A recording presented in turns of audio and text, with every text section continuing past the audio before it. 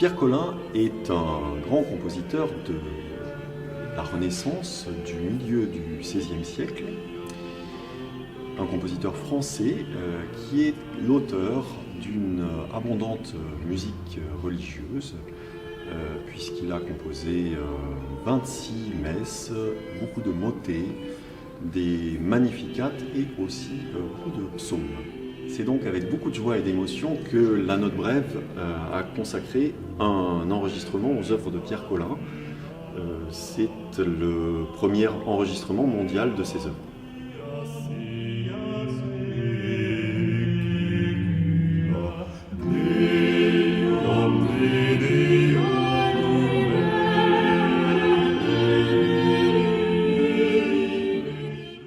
Alors j'ai découvert la musique de Pierre Colin en travaillant sur les éditions du grand imprimeur de la Renaissance, Jacques Moderne,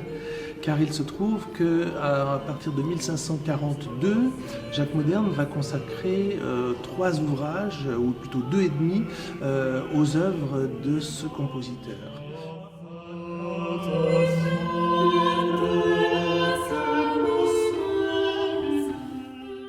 Le style ambiant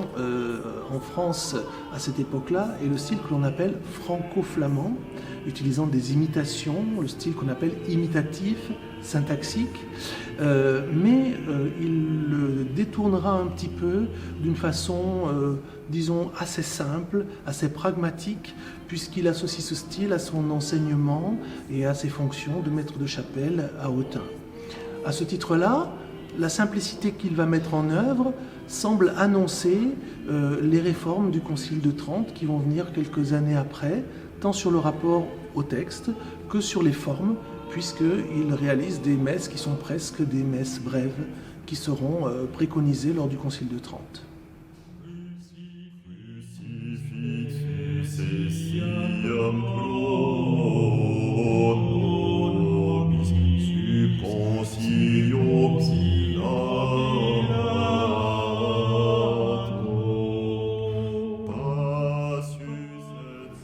Colin avait une certaine notoriété en son temps, puisque sa musique, qui a d'abord été éditée à Paris et à Lyon, s'est répandue rapidement dans toute l'Europe, à Anvers, Nuremberg, à Genève et particulièrement en Italie, puisque ces messes ont été éditées plusieurs fois chez Antonio Gardane. Et on compte aussi des messes qui ont été reproduites de façon manuscrite de sa musique. Un compositeur très en vogue au milieu du XVIe siècle et donc dont on a perdu totalement